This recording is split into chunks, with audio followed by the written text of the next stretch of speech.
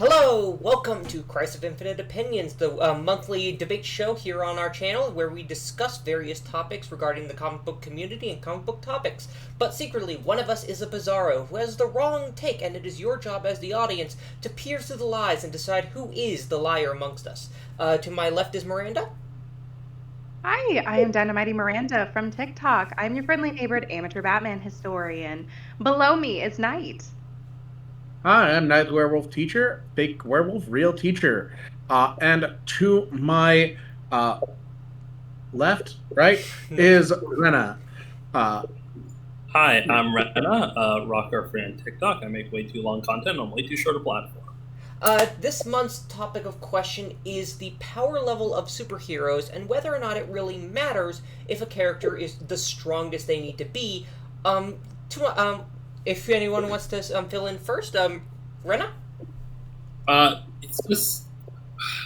I find power level discussions boring and tedious. I think that, I think it's weird how people obsess over it, and I think, I don't know, that's all I have to say on that. There's not much else.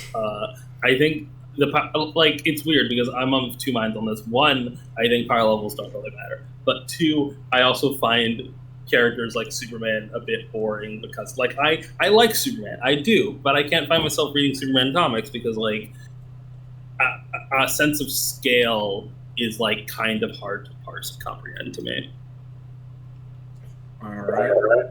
Knight? All right, so I'm going to go with this. So I think that powers aren't really the problem. It is creativity. I think that for a lot of people, limitations do breed creativity, that having certain limitations does help you. All right. However, you can find those limitations elsewhere. It's not about the powers. It's about what the powers don't solve. All right. It's not right. One of my favorite examples is Lex Luthor. All right. Lex Luthor is Superman's greatest enemy because none of Superman's powers let him just beat Lex Luthor, because Lex Luthor has good publicity. He can't punch Lex Luthor in the face and win. That's not how it works. He has to outthink Lex Luthor. Miranda? Okay, fair.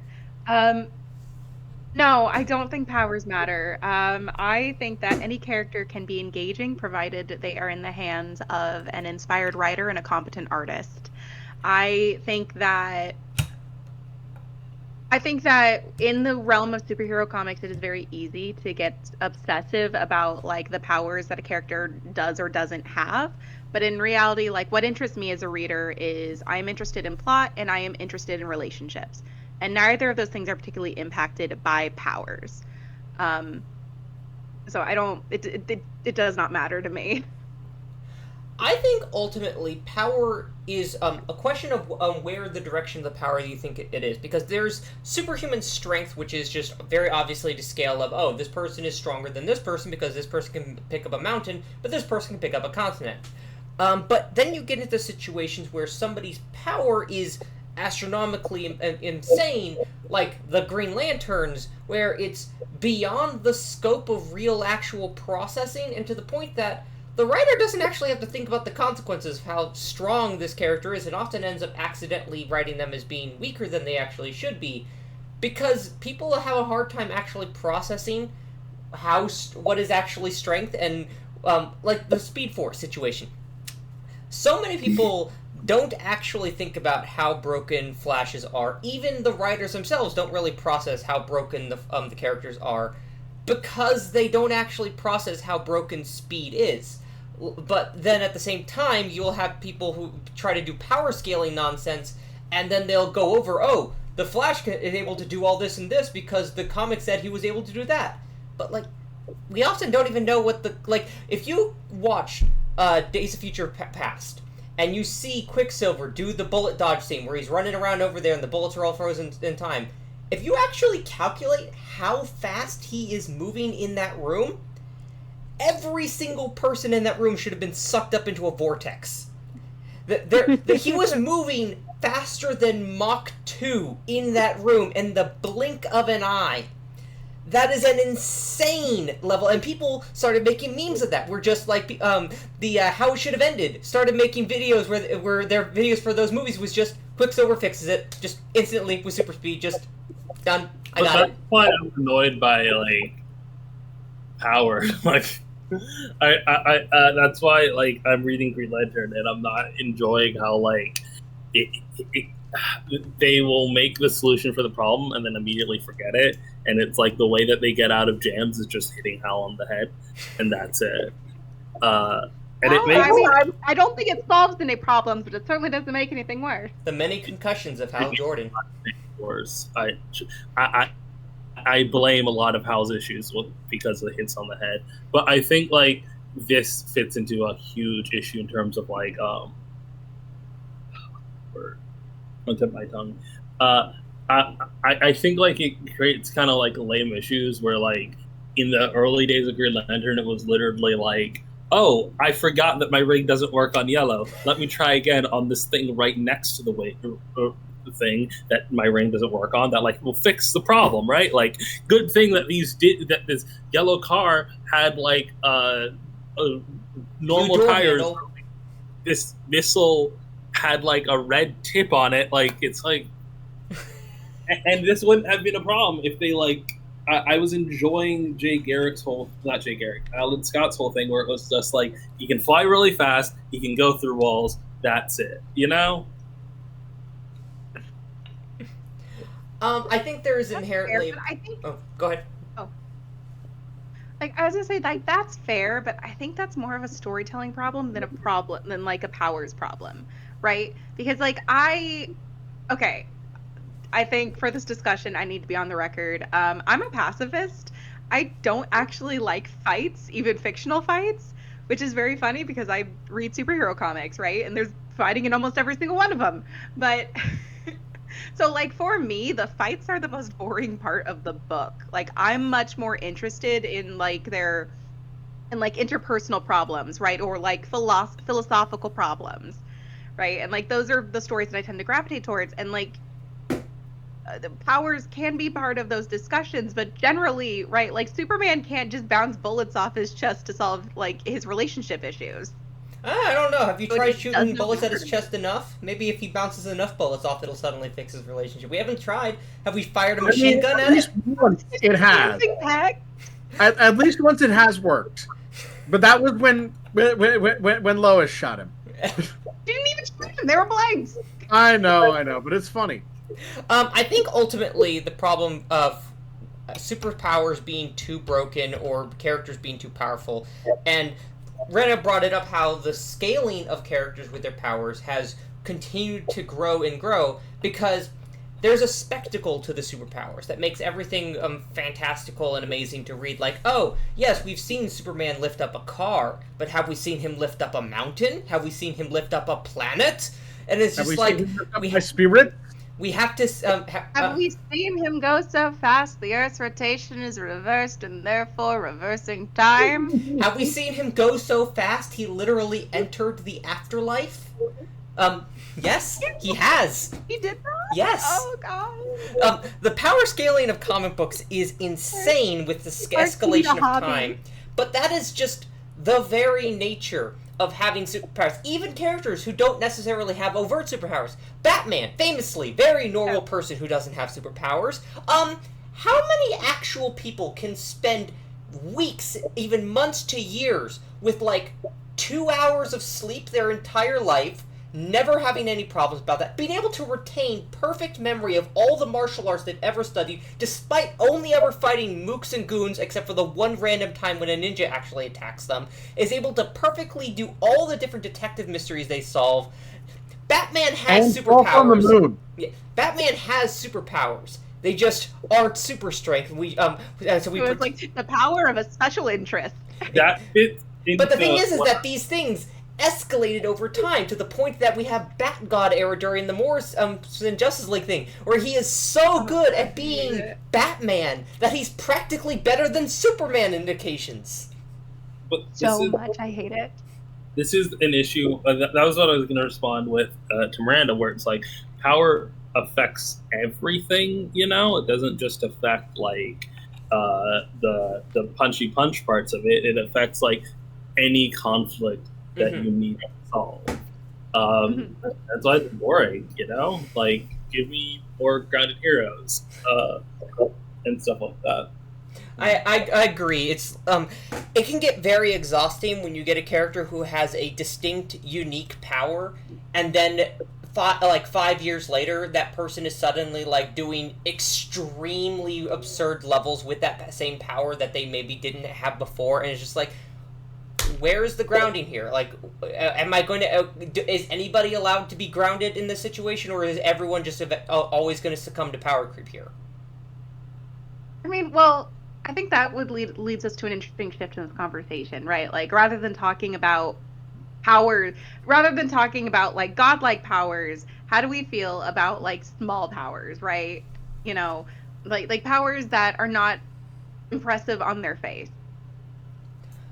That could be an interesting because, okay, in case no one here is aware, there was a meme on Twitter a month or so back about Mr. Bubblegum or something. I forget his name. The Bubblegum Gentleman. That's what his name was. And it was a joke about how Western comic book creators versus mangakas write their absurd, stupid powers. Where the Bubblegum Gentleman is a guy who can just make bubblegum appear, and then he's kind of ineffectual, he's kind of lame, and he's going to just get killed off in some event storyline. Versus the mangaka character going, oh, I created bubblegum in your lungs! And so all of a sudden, he's this super fucked up, dark character. And it's like, oh, it's just the application of how this quirky, weird power gets actually utilized. And it's just like, yeah, it's, there's interesting ways quirky powers can be done, but at the same time that you run into, like, the JoJo situation where it's just like, oh, this is the dumbest power in the world, and it's literally just through plot contrivance that this is somehow the most broken ability in the story. So, what I'm getting there is, mangaka work like like D&D players trying to pull one over on the DM. Okay, but the thing is that it was kind of they were wrong because it was made on the assumption of like a very surface level observation of manga versus comic books. Because if you read Doom Patrol, like Morrison Doom Patrol stuff, like there are characters who have the dumbest power ever, but it's somehow twisted into being like a god level ability too. Like you can have writers who know how to twist weak, small abilities, or you can just watch the Suicide Squad and see Polka Dot Man be turned into a legitimate threat for some reason. Are you telling me that a Twitter discussion about mangaka and superhero comics was not actually accurate to the books it was talking about? Fair. Like, what? Okay, so but here's the thing. I don't think every single superpower should be twisted into like some god level ability. Like that's what I'm saying. I think that it's fine to have a smaller scale superpower and then discuss how you use it to solve problems. They don't have to be like world ending problems like filling somebody's lungs with bubble gum. But the thing is that you're going to naturally come across this problem as the storylines progress that like, yeah, 10 years ago, you might have been able to get away with, oh, my power is to be able to make bubblegum, so I'm going to make the criminal's foot stick to the ground by creating bubblegum under their feet so they stick before they can run away. But then, like, alright, well, now you can't do that again next issue because you just did that this issue. So how are you going to stop the criminal next issue with your bubblegum powers? Alright, I'll create bubblegum power doesn't always have to solve the problem. Sometimes you can solve the problem through, I don't know, the power of friendship. But you get that it's like, okay, next issue has to come up with a different way to use his power. Next issue it comes up with a different way to use his power. And eventually he's going to come up with... We aren't in the 40s where the issues are all isolated, right? Like, you use your bubblegum power in like, different ways every, like, 8 issues is the thing, right? Yeah. Like, you don't need to, like... You're not fully episodic. Yeah, but that's the thing. And then, like, cut 30 years later, and your bubblegum superhero guy has been doing this for 30 years, and they had to keep introducing new interesting concepts. Well, suddenly, he has to fight an alien, so how's he going to use his bubblegum powers to fight the alien? Well, suddenly, he's now capable of taking down aliens left and right, and the bubblegum superhero is now a planet-level threat that can fight off all kinds of aliens that are coming to the planet. And suddenly, you have to deal with, well, if he can fight off aliens, how is he going to deal with the common crook now? Well, they're just going to be instantly taken down by him putting bubblegum in their lungs. You're assuming that bubblegum guy is going to be consistently written for 30 years. Whereas, like, I don't think any character needs to consistently be written for 30 years. It's okay for them to phase out and come back 15 years later. Like, and it's also, again, you are fixating so much on the bubblegum powers, right? What if bubblegum guy gets a girlfriend named Licorice Twist, and then all of a sudden they have to figure out their problem? You were sitting on that one. I also think that there's an argument about, like, if we're bringing manga into this, then we have to talk about the manga that almost answers this question, One Punch Man. Where, you know, it is very much about what the powers don't solve. He can beat anyone in one punch, and he is bored. Now, but we, the audience, are not bored, because we like watching him freak out about the fact that he's going to miss the sales on Sunday. And, I think actually a more interesting comparison if we're going to... in the running. I think a more interesting comparison if we're going to be discussing this is Dragon Ball and Dragon Ball Z and then Super and Budokai and all the different extensions. I was going to bring up My Hero Academia. Because you can begin Dragon Ball in the very first episode where his biggest feat is punching a dinosaur and moving a boulder. And then, a couple episodes later, he's firing a Kamehameha away from his hands. And then a couple more episodes later, he's rocket punching himself through the devil. And then a few more issues later, we find out, oh, he's an alien. I think that it's wild that our first discussion of comics outside Big 2 on this show is going to be fucking Dragon Ball and One Punch Man. But okay, so... To be fair, I brought up JoJo already first. I think that... How do I put it this way? Yeah, that's the issue. That Dragon Ball used to be a show about martial arts, and then it stopped being a show about martial arts, and then it was boring. Vegeta stole our hearts. Vegeta would have been cooler if he was in Dragon Ball, and it violates the rule of show don't tell, right? Because at a certain point, you stop. Like I'm thinking about in the Cell Saga, where like they say that the Kamehameha can destroy the solar system, but does it tangibly feel any different than like Frieza destroying a planet? It shouldn't, because they're the same shit. It's literally the same thing. Everyone dies, and that's like the big issue, that like we stop seeing why a character is stronger than another character through like awful combat and start seeing it through like big number go up, and I get happy. You know, that's how I feel. And I just think that, and then you create the most annoying fan base ever out of that. No, the most annoying fan base are the Superman fans who obsessively think that Dragon Ball was inspired by Superman when they don't actually know anything about Japanese mythology. Oh my god. Well, it's more do they? Yes, there are people who have genuinely argued that Dragon Ball is inspired by Superman when it's literally inspired by Momotaro. It's one chapter. Momotaro. Oh yeah, that is true. Yeah. Yeah, I mean, it's literally Momotaro. Isn't Dragon Ball itself based largely on Journey to the West?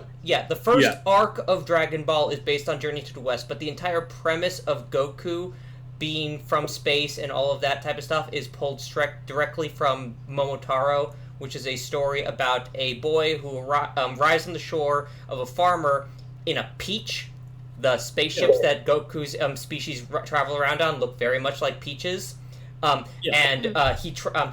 He lives there in this small little village, gets very strong, then runs off and beats up a bunch of giant ogres and brings that wealth and prosperity back to his people. I didn't think of it, but the second you said that, I was like, oh yeah, it's definitely Momotaro. Yeah. Like before you explained, I was like, yeah, I remember reading that story. It is. I do think that like it's based on Superman in the same way that like if I were to name someone like, it's hard to explain in that it's really not. There's a single fun fact about Goku that's kind of like Superman, I guess, because this guy's from the 40s. But it's like saying, oh, Goku flies, therefore Superman. It's like, no, it's like, you just got a little fun fact. Anyways, it was cooler when it was based off of Journey to the West. Okay, so I think at this point we established that superhero characters can have very widely absurd powers that could just be kind of boring to read, kind of break the plot very easily. But the question becomes, is it even more boring when that character has been given a kryptonite? A single weakness or some vulnerability that instantly counters their godlike power, that just ends the story right then and there when it happens. Okay, so I think that it can add a really interesting dimension to the plot if there is something that like the writer has to work around. But that being said, that means you need to have a writer that gives a shit, right? Like I think with Green Lantern and the yellow thing in the 60s and 70s, I would argue those writers did not give two shits. All right, they would just make something yellow for the heck of it instead of like the instead of having like the weakness actually mean something and present an obstacle, it was just like, oh, we have to grab the thing slightly to the left of the thing that's attacking everyone else. Or don't forget the shark who has an invisible yellow force field. Did that happen? Yes, the shark has an invisible yellow force field. Does he just look like he's swimming in pee? No, he just looks like a guy with a shark head who has psychic powers, who attacks Hal Jordan, but he can't. But he has no yellow at all on his character design. But he has an invisible yellow force field. That one is not on the writers. That one is on the printing technology available at the time that they couldn't figure out how to make that apparent. I think that I have a huge issue. But like the problem with yellow is the same problem with kryptonite, where it's a very binary option, where either it's present or it's not. And typically, it's like very few things in life are actually yellow, right? Mm-hmm. Like these things that are dangerous are yellow. It's not a common thing, right? But once you throw a thing that's yellow into it, how do you get rid of the yellow thing? You can't. It's just we have yellow here now, you know.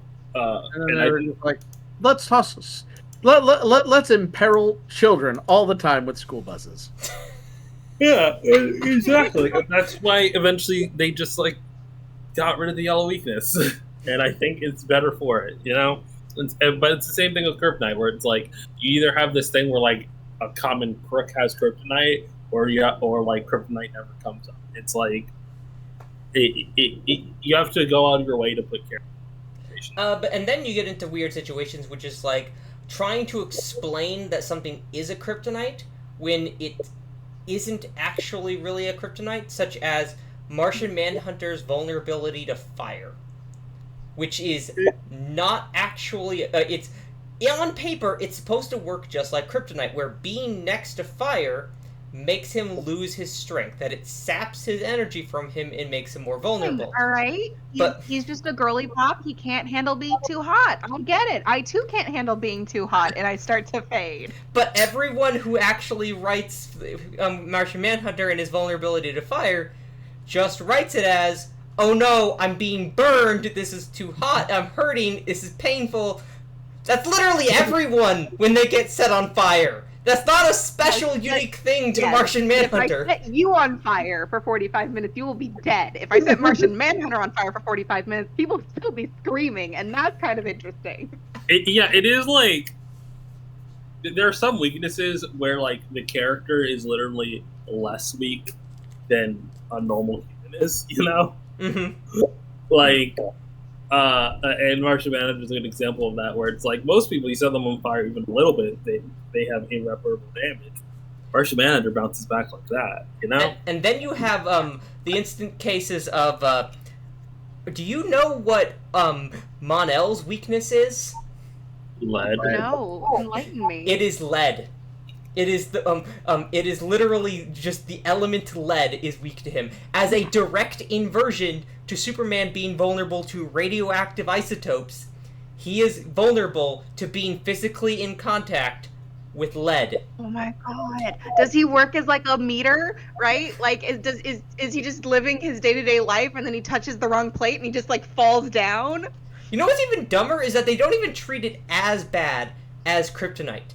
He gets poisoned by like a bullet hitting him, a lead bullet, and he Oh. becomes so. I'd be poisoned by a lead bullet too. Yeah, Yeah. but the thing is that it becomes lead poisoning, and it becomes a permanent, debilitating injury that just permanently incapacitates him for the rest of his life now. Oh, I like that. That's an interesting story element. What I So, find but- hilarious is that when it was introduced in Supergirl, literally it is the lead weakness is introduced immediately by the villain as she shoots him with a regular gun. Oh, so he doesn't even discover it? Like, it's not even like, I don't know Yeah, what you know it Jack is. mentioned me too? But every Lead. time I have dinner, like, using these plates, I feel sick. Yeah. Now I will say I think there's a certain element of quality to the weakness, right? Like one of my favorite, like I like that Superman has a weakness to magic. Okay, All right. that's a debatable situation. Sometimes Right. it is a weakness to magic, like kryptonite. Other times Wait, it is can I a. qualify why I like it? 'Cause it's Otherwise, not. okay. I'm just explaining that it's. I know. What I mean is that because to me, what that is more is that you cannot just be like is that magic gets around things. It is that like magic is an unknown. It is a ability to work around like the way. Sorry for jumping on here. Like, because what I mean is like a lot of like what you were going to get at about why he's weak to magic is why I like that he is weak to magic. Right, but Like that vulnerability that you can't just be like that. Like you can just He make doesn't lose magic because words of- that are arbitrarily hard. That can that are stronger than he is. I get that, but what I'm saying is that that's not a weakness situation in the same topic of kryptonite and situations. Superman is vulnerable to magic in the same sense that that it affects him the same way it affects everyone else, in the same sense that, like, Hal Jordan doesn't have a weakness to telepathic attacks. Telepathic attacks are useful against him because he doesn't actually have defenses against it like he does to other types of attacks. Like, you can shoot a missile at him and he can block it with the energy blast, but there's nothing inherent about energy, about the lantern light energy that can stop a telepathic attack from hitting his brain. It's not that he has a weakness to telepathy; it's that telepathy just naturally is something he's vulnerable to.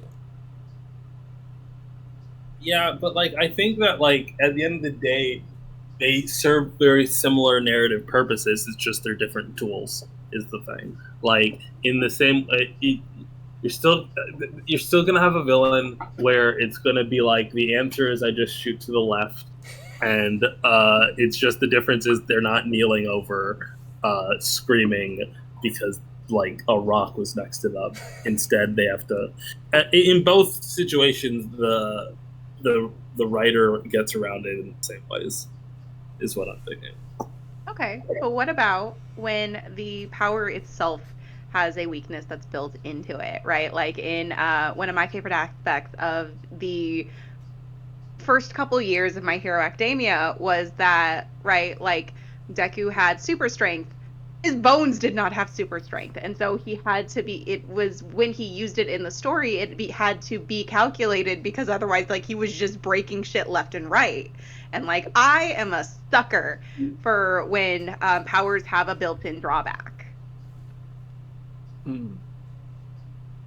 I have complicated feelings about that personally. Like I think it's interesting when powers aren't all upside, but also I watch superhero read superhero comics for a degree of spectacle, and it kind of sucked where it's like, and that was my one trick, like I think My Hero Academia gets better in time because he develops more and more. I definitely think the series would be worse if he just kept constantly breaking his limbs every single fight for the entire series. I think then he had that moment where he's like, "Oh, right, I have legs." And then proceeds to and he break had to his hop legs. around. I loved it. I thought that was inspired. It is funny, like he just kept on breaking stuff, you know? Mm-hmm. No, well, it's outside of just it being funny. I think it put the character into situations where he had to, engage his creativity and come up with different ways to solve the problems that were not, the standard superhero answer of like fist forward. And like that's what's interesting to me. Okay. The ultimate next question here becomes: does it actually really matter if the hero is strong enough to punch the missile out of the way? If the person's superpowered strength is guaranteed victory in any situation you throw that in, like, does that matter? Like, we brought up One Punch Man as probably the ultimate example, so let's not bring up him again, because if it's just the one storyline that does it right, that's not really actually the solution here. Is it okay for Superman to always win every fight by being the strongest guy in the room? Is it okay for Batman to solve every mystery because he's the smartest detective in the world? No. Well, oh. Sorry, that's all I was going to say. I just said no, it's lame. That's it. Okay, but here's the thing. Like, again, that's assuming that, like, the superhero problem has to be the only problem in the comic book, right?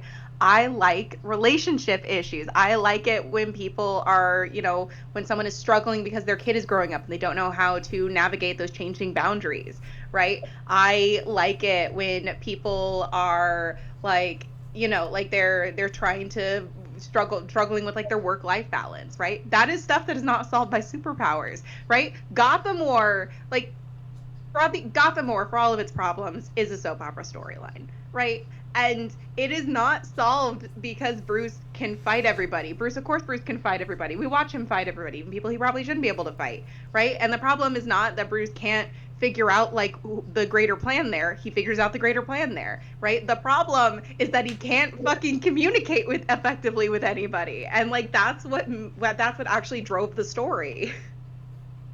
But is your example really Gotham War? Is like the shining example you're going to use? I'm going to be very honest. I think that Gotham War, if you go back and reread it all at once instead of waiting months for things to come out, it gets better, in part because it is such shenanigans. It is a shenanigans storyline. You do love your shenanigans. I do love my shenanigans. Yeah.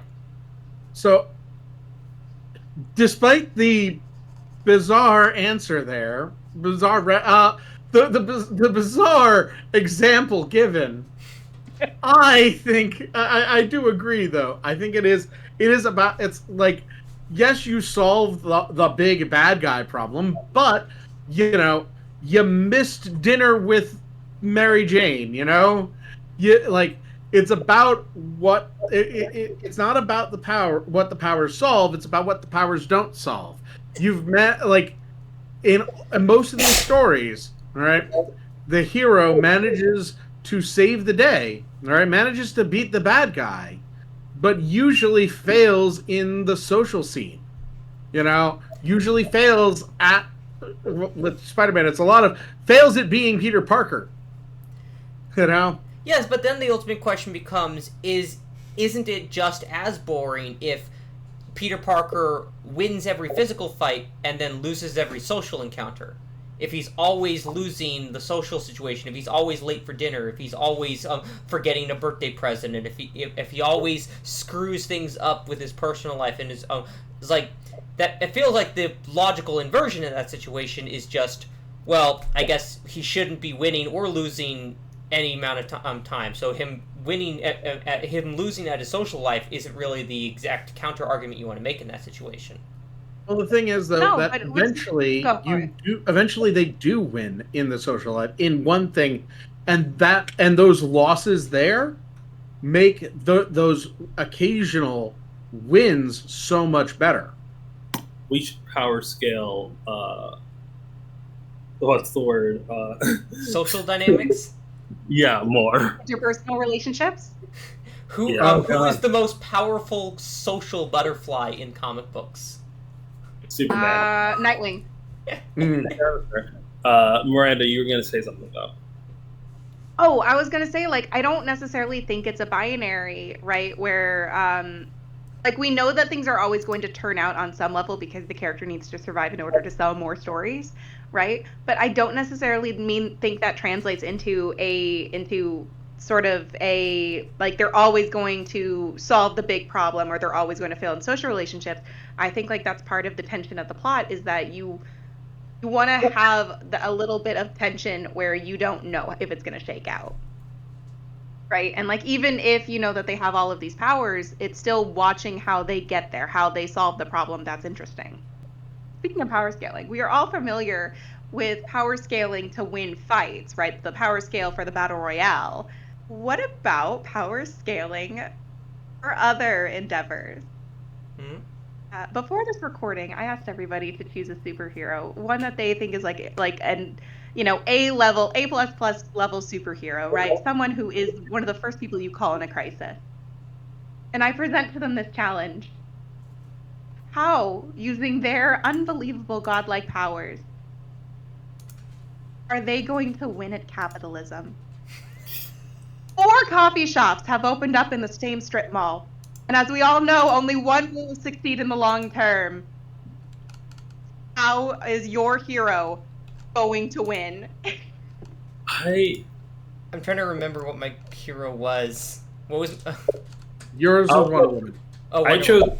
Oh, I know how Wonder Woman's going to win at capitalism because I actually have a comic that I plan on writing eventually one day if DC ever picks me up to write about Wonder Woman running her own shop. So it involves Wonder Woman. I'm sorry. Real fast. I think we should all go around and say who our hero is first before we give I'm Wonder Woman. Why they are going to win. Icon. Right. Superman. The Flash. Mine was actually given to me because I wrote the question and it wasn't fair. Fair enough.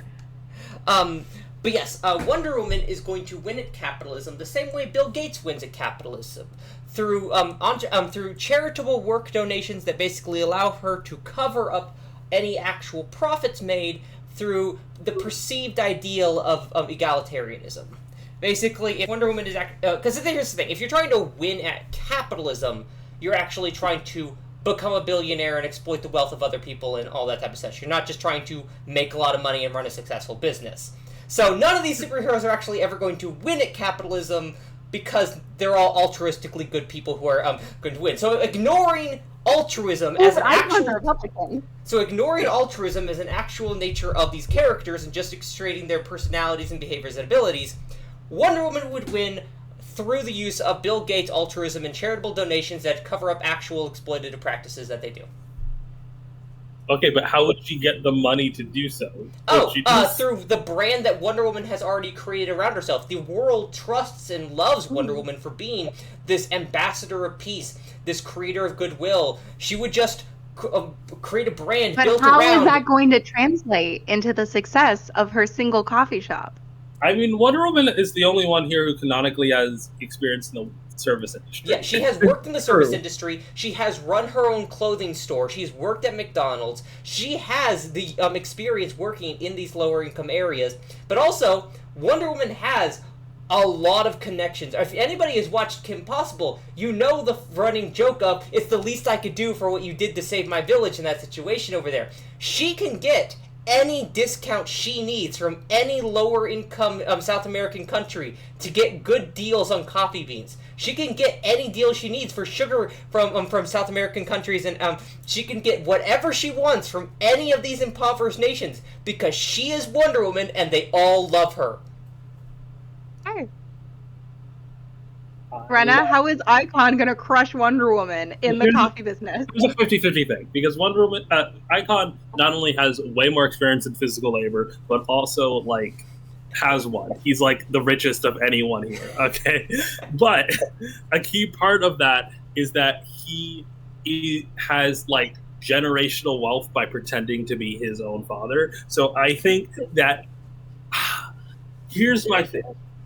Icon is like a 50-50, right? Where either he like is such a buy your bootstraps kind of person, he just does diligent work and just like outlasts everyone and is just like going to like keep this coffee shop going for like 20 years, like until he slowly amasses wealth. Or he's gonna suck at it because he forgot what being poor is like. But if he's allowed to use his resources, I think he would just sue all the other coffee shops out of existence. And then his best friend is a lawyer. He's a lawyer. All right, he's a lawyer can't too. wait for the Nepo baby allegations to come out. He's his own Nepo baby. But he sues all the other coffee shops, right? And he uses his advanced alien technology to oh wait! By the end of Icon, he has just he has object replicators. He just makes all the coffees and saves money because he's the only customer. He's the only employee there who gives everyone their coffee at super speed, and no one needs to make coffee because advanced alien technology makes all the coffee for him. That's the answer. Then he sues everyone. All right. All right. How are you going to defeat the power of lawsuits? All right. I don't know about the power of lawsuits, but first off, Superman does have experience getting coffee orders. We know he was an intern at some point for the Daily Planet, and if the Daily Planet runs on anything, it is coffee. So he is good at taking orders, good at making sure those orders come out right. Also, he's got super speed, not as fast as the Flash, but he's got super speed. And for an extra $5, he will heat vision your coffee to your preferred temperature. Okay, service with a smile. Love it, love it. Oh, And yeah, here's no, why he's also you are right. all wrong. Oh yeah, no, it's okay. So, clearly, Flash's super speed is going to be key to the success of his coffee shop. Java Nation.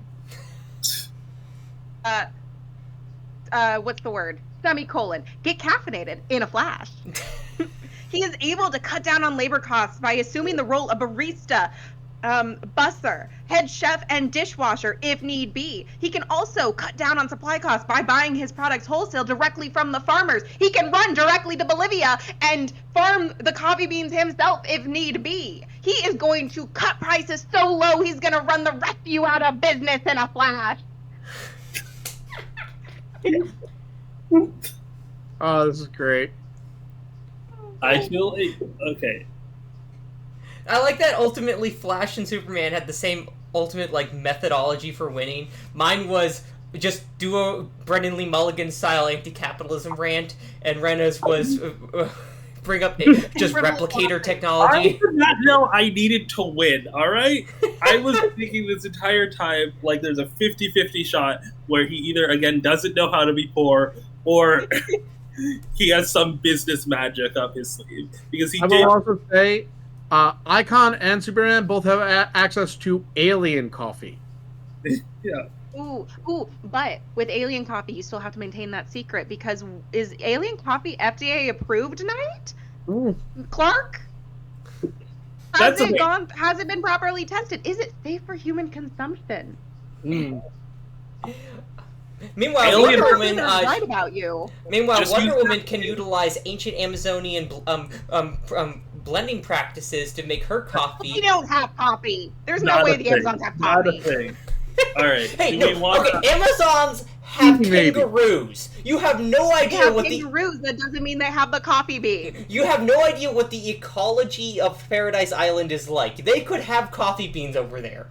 not? I bet you Listen, anything. listen, I can find a Wonder Woman to Honey- comic where Honey's it's the credit, first though- time she has fucking coffee.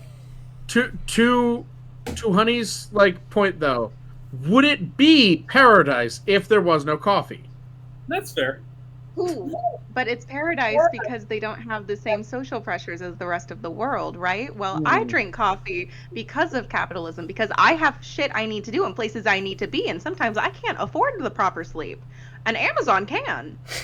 All right. To those watching, this is the point where in the episode where we tried to determine who was the Bizarro for this week time. Comment down below which one of us you think is the Bizarro.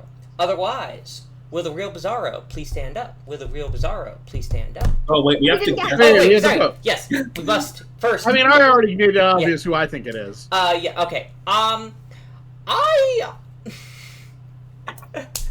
I'm kind of gonna go for Miranda. I'm gonna say Rena. I'm going to say Knight. All right. Will the real Bizarra please stand? Knight. Did you guess? Who are you guessing? They guess Miranda. Oh, I guess Miranda. I called her out in the middle of the thing. Oh, I said, sorry. "Oh, that take on Gotham War was bizarre." Yeah, but okay. So now, will the real Bizarra please stand up? Will the real Bizarra please stand up? It was me. It was also me. I am so. Okay, I had to really swallow the whole power scaling nonsense thing because, like, first of all, I'm the Green Lantern fan. There's no fucking way I'm going to be like, yeah, I really don't like the spectacle of it all. If anything, the reason I got into Green Lantern is because of the concept that you can do anything through sheer willpower is like a fascinating thing. It's so cool. It's like so cool. And I do think power matters in the concept of like, I don't think it matters in the fact that any power level can be interesting, but I do think it matters in terms of like, I think that at least part of the reason why we read comic books is because of like the spectacle of power. You know, it is a power fantasy, and that power fantasy might not necessarily be the punchy punch, but it is like something, right? And then lastly, I think that power scaling is fine and good. I think power scaling is just a part of world building, right? Power scaling is buying into the world that a writer has created and trying to logic out principles based off of that. Now, are there a lot of people who are annoying about it because they don't actually care about power scaling and they just care about like their favorite character winning? Sure, but I don't think that's actual power scaling. I think actual power scaling is just taking a logical conclusion from the world that is being built. It is engaging in world building the same thing way you would do fan fiction. All right? That's my hot take. A perfect example of I was pretty much being lying the whole episode where I was basically saying everything that I like about comics, but then presenting it as a negative just to way to get around this. Because like one of my favorite examples that I kept wanting to talk about before I realized I had to be the Bizarro for this episode is in the new X-Men era things with Helion. He is just he's just a telekinetic. That's his only ability. Unlike every other fucking mutant in X-Men, he's just a telekinetic, not telepathic. And he's also very just raw power, very undisciplined energy and all that. Until, like, a decade after his inception, in a random storyline where he sends a massive telekinetic force through the molecules of another person to hit somebody that was behind them.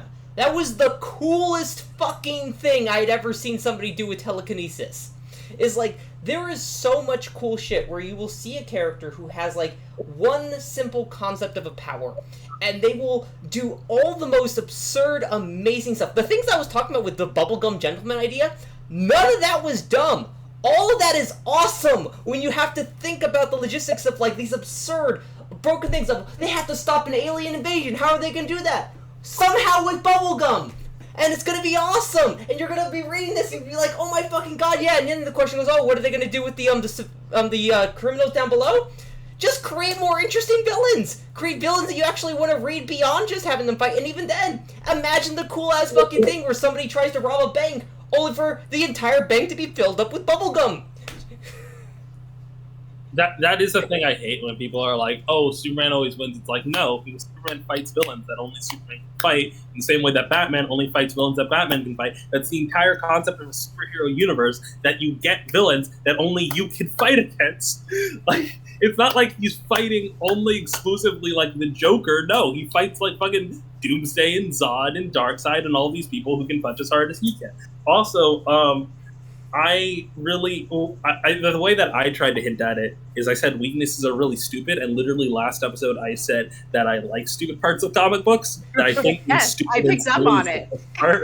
Yeah, and for the weebs coming out there, I love the power scaling that happens in Dragon Ball. I love that it starts from a plucky little monkey boy who can just punch a dinosaur, and it moves to, I'm going to generate a Kamehameha wave so powerful that you're going to think I'm going to take the entire planet with me, and then teleport behind you and blast you from behind instead. Like, that was so fucking awesome. That was so fucking cool. I genuinely would love a situation where with kryptonite powers are actually way more interesting of a workaround concept. Like, yeah, the yellow weakness was dumb and not really actually that well thought out in the 60s. And no, I think it was not well thought out because I 100% agree with Miranda that writers weren't creative enough. Yeah, that's the thing. My favorite issue of 60s Green Lantern is the first appearance of Lamplighter, where they basically go like, fucking their two children who are going like, I have shield-proof missiles, and it's like, oh, well, I have a missile-proof rep, and it's just like them one-upping each other. Exactly, like, that's and my that's favorite. why I love the shark. I brought that the shark as a gotcha situation because, yes, the shark is stupid. He has an invisible yellow force field.